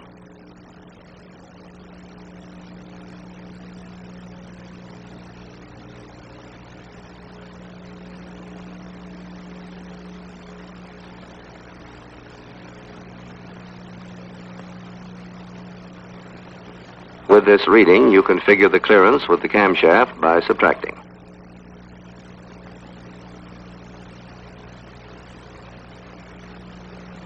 result should be checked against the table of limits. The center and front bearing measurements for the camshaft will have to be taken by reaching through the cylinder port. They must be taken, however, and the clearance is checked for each one.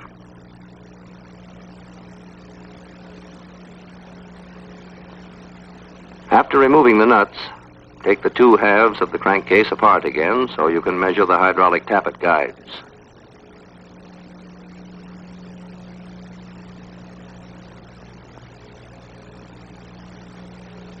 With a telescoping gauge, check the inside diameter of each guide.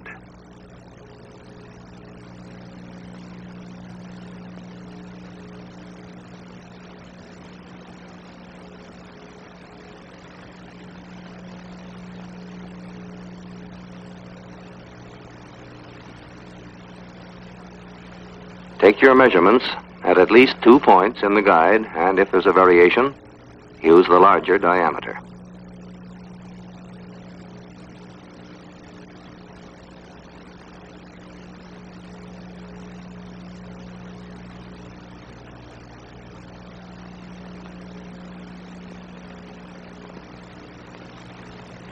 Now you can figure the clearance of the tappet in the guide.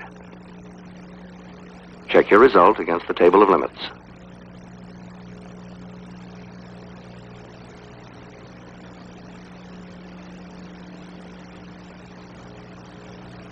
Measure each of the hydraulic tappet guides in the same way and make certain that all the clearances are within the allowable limits.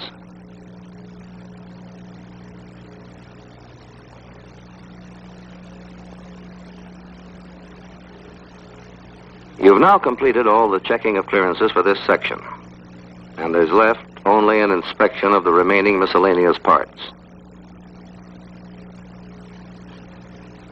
Remove all the connections from the intake pipes and take the clamps off the connections.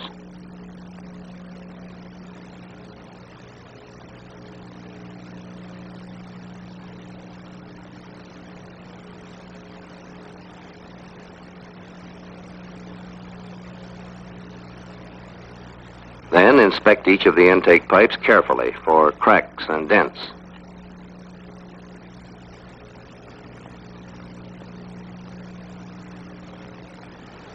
New rubber connections are always installed at the time of an overhaul.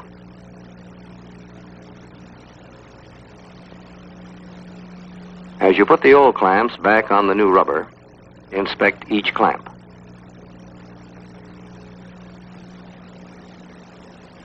If any of them are broken or don't work properly, new ones should replace them.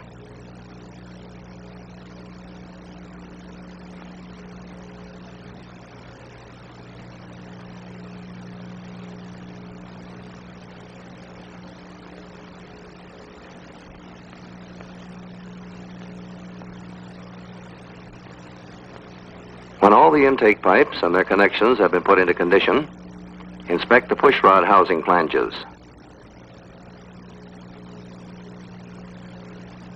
Check the parting surfaces particularly to be sure they're smooth.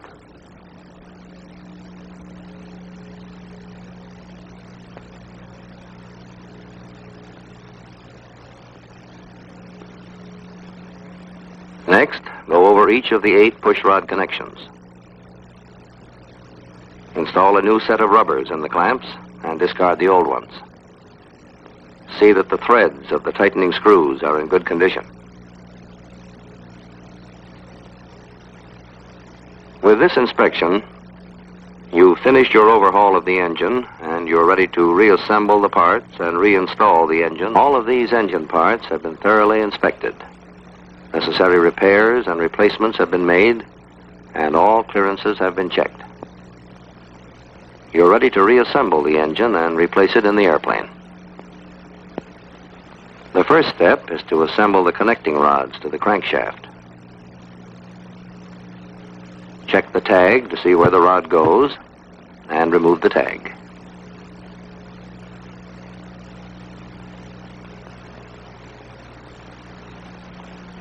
Now separate the 2 parts of the rod and oil the bearing surfaces thoroughly, both on the crankshaft and the rod itself.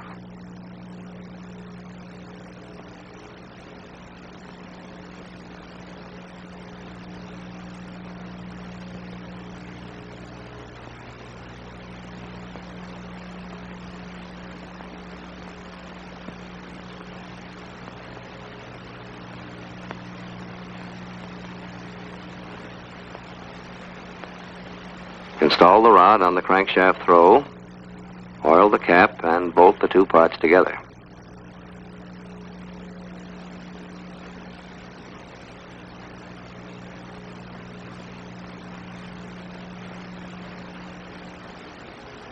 Install the rod so that the number will face upward when the rod is in its cylinder port.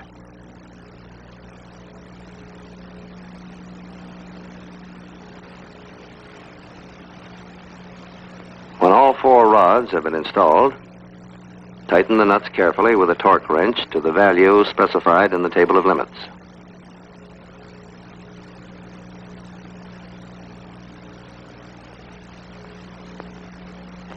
The castle nuts used here must be safetied with cotter pins. Tap the pin in with a soft face mallet, and then bend the two ends back neatly.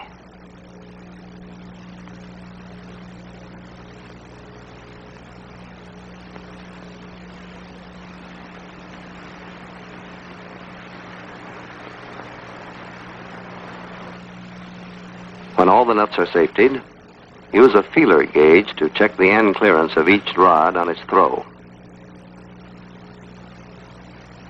You'll find the specified end clearance given in the table of limits.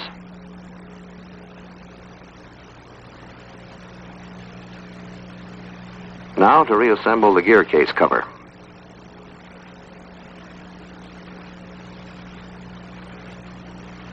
Put a new gasket on the oil screen and dip the screen in clean engine oil.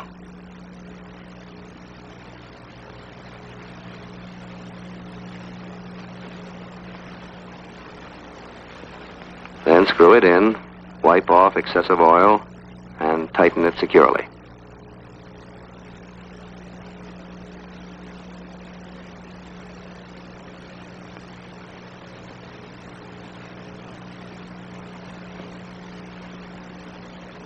Install a plastic plug in the thermometer hole temporarily to keep dirt out.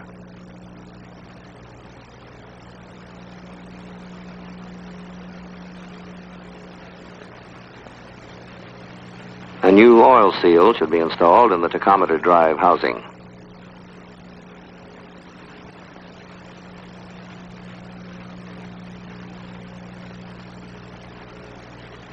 This is a very snug fit.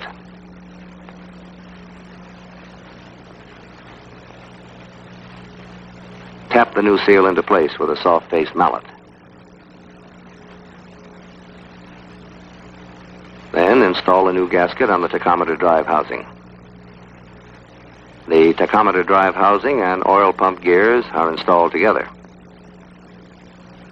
Oil the two gears and install them.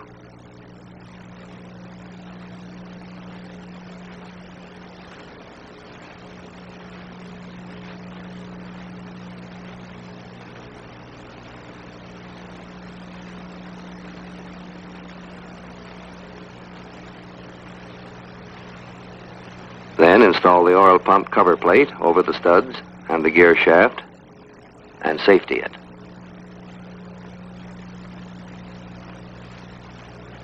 To prevent the tachometer drive oil seal from being pushed out of place when you install it, insert a rod through the seal.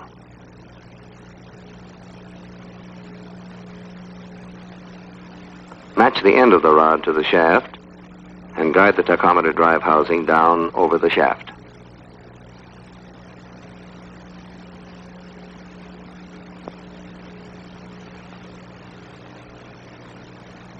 Then screw the tachometer drive housing in and tighten it.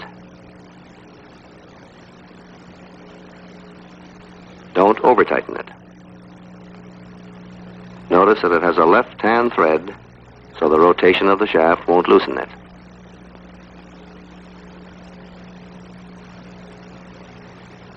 Next, install the oil pressure relief valve.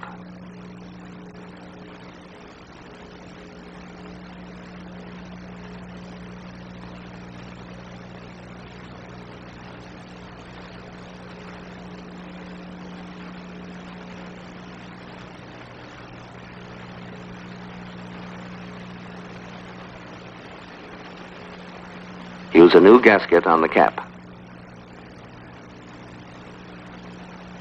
Then install the valve the spring and the cap, and tighten the assembly securely.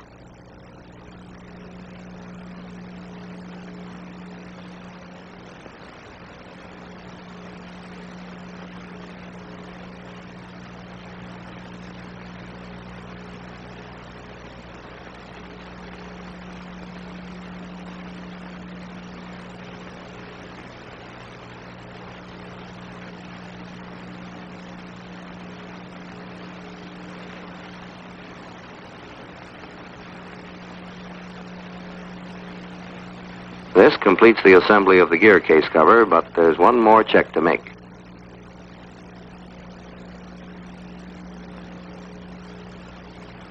Test the oil pump gears to be sure they run freely.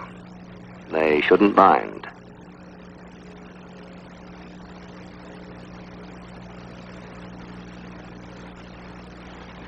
Now you're ready to mount the 2-4 crankcase on the engine stand.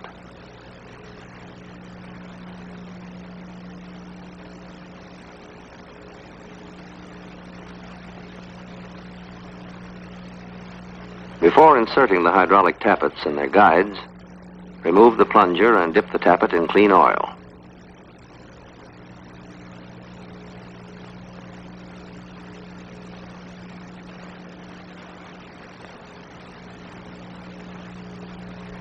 Then insert it in its guide.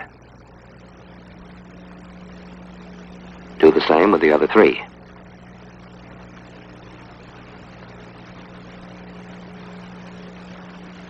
Then install the tappets in the other crankcase. They'll remain in place in the 2-4 crankcase, but in the 1-3 crankcase, you'll have to prevent them from dropping out when you turn the case over to install it.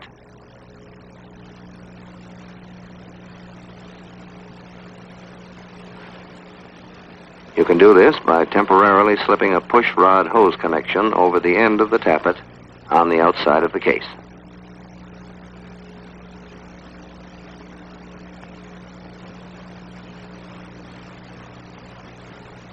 Now make sure each of the bearings gets a thorough oiling.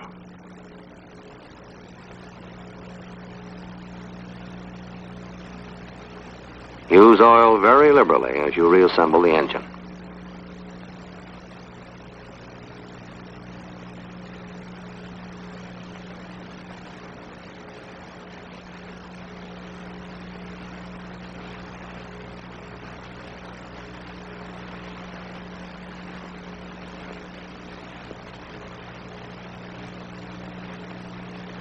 Oil each of the bearing surfaces of the camshaft and lay the camshaft and its bearings in the crankcase.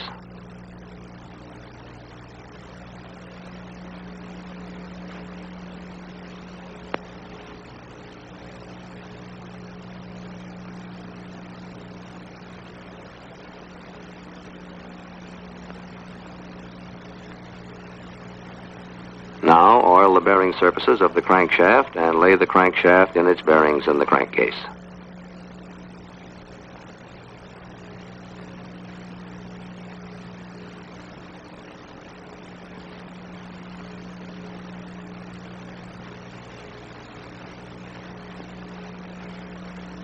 Be careful to guide the 2 and 4 connecting rods through the cylinder ports so they won't damage the sides of the ports.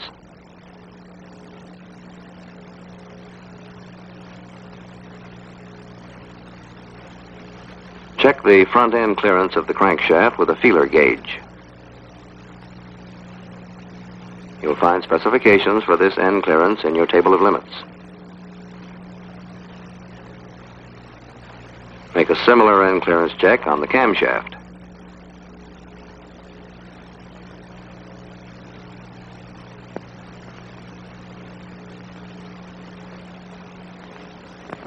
Dip the oil seal in oil and push it securely into place on the front of the crankshaft.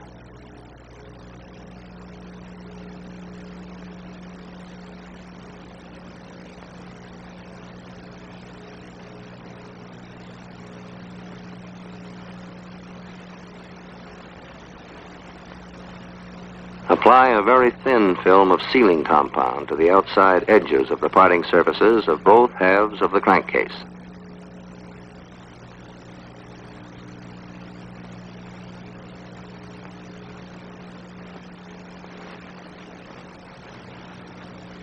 Now you can install the 1-3 crankcase on the 2-4 case.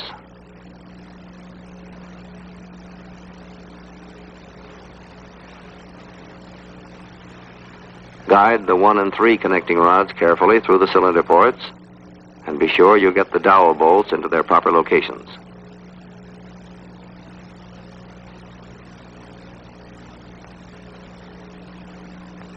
With the two sections fitted together, you can reinstall the bolts that hold them.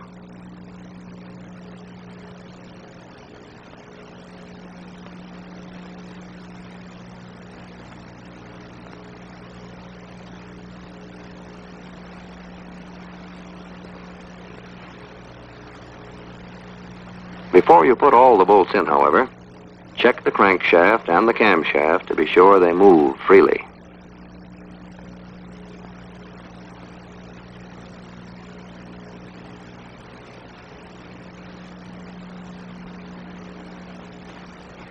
Then you can finish bolting the crankcase together.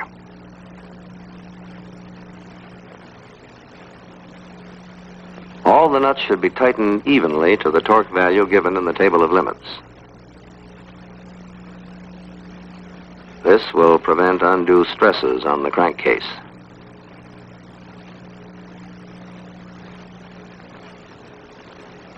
These nuts are safetied with pal nuts. The correct way to install a pal nut is to run it down finger tight with the open end up, and then give it a quarter turn with a wrench.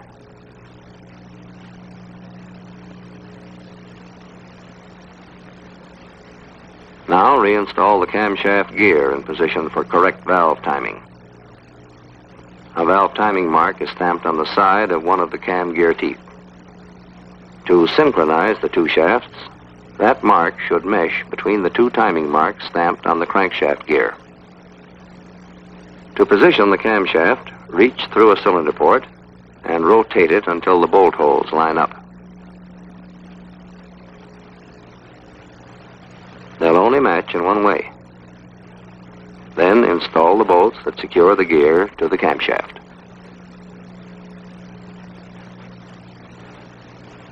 Tighten the bolts evenly to the torque value specified in your table of limits and safety them.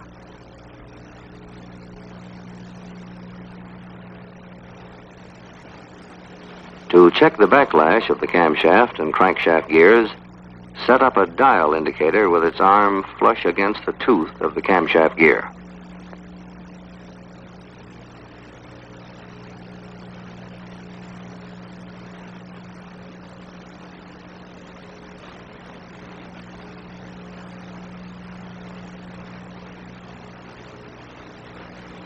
Now, holding the crankshaft gear with your left hand, move the camshaft gear back and forth. The amount of play shown on the dial should be checked against your table of limits. If you have too much play, you will have to replace the gear. This one is okay. Now you're ready to install the gear case cover, and the first step is to install a new gasket over the studs.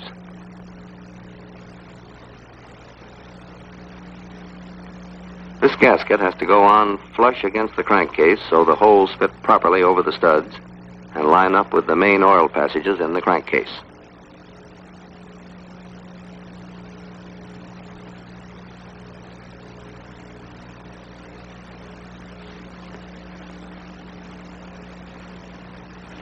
Before you install the cover, give both gears a generous application of oil.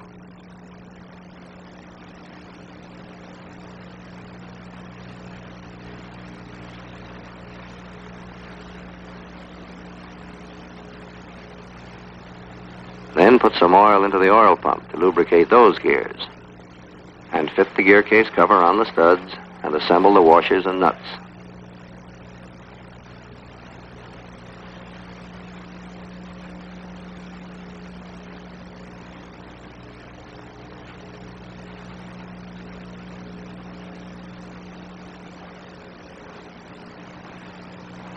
Tighten the nuts evenly to the torque value given in the table of limits, and safety them with pal nuts.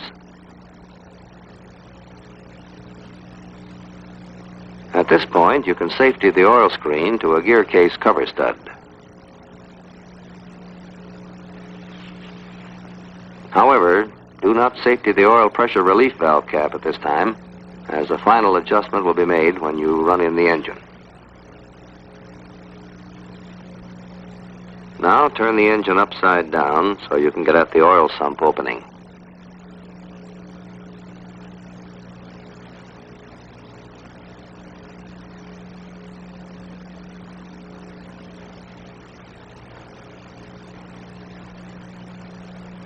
With a sharp knife, cut off the portion of the gear case cover gasket that crosses the opening.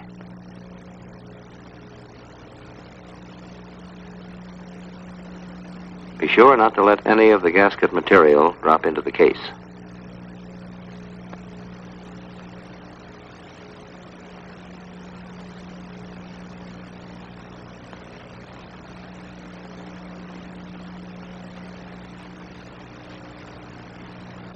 Then install the oil suction tube with a new gasket in the tapped hole in the bottom of the gear case cover.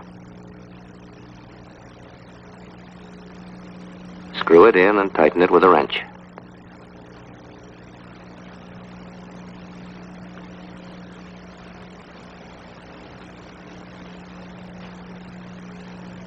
The tube should be safetied to the gear case cover.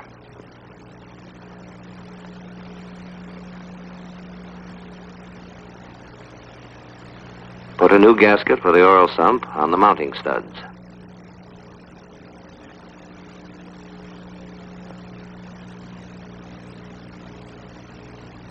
Then fit the oil sump on the 6 mounting studs, being careful not to damage the tube as you do so.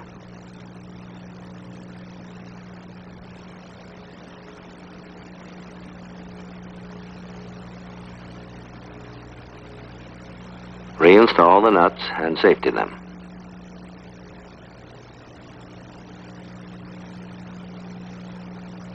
Reinstall the oil plug with the new gasket in the bottom of the sump and safety it.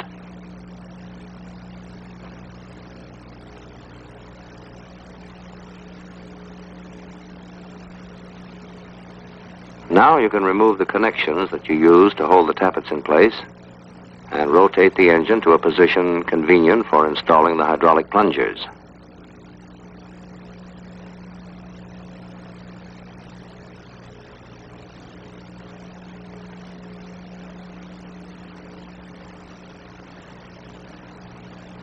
Dip the plungers in oil and pump them several times to remove the air and fill them with oil.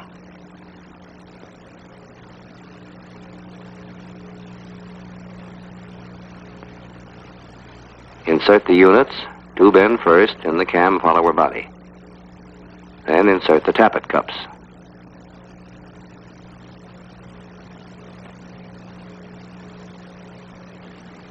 When the units have all been installed, put a new gasket over the studs and replace the push rod housing flange over the studs and gasket.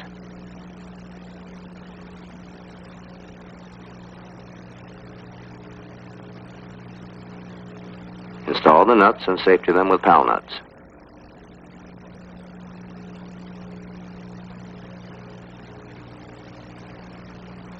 Now install the propeller hub key, tapping it into place carefully with a soft-faced mallet.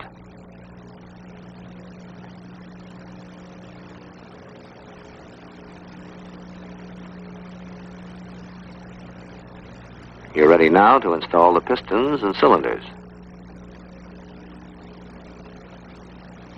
When they're all in place, reinstall all the spark plugs and reconnect the ignition wires. Check the timing of the valves, referring to your engine manual for opening and closing points.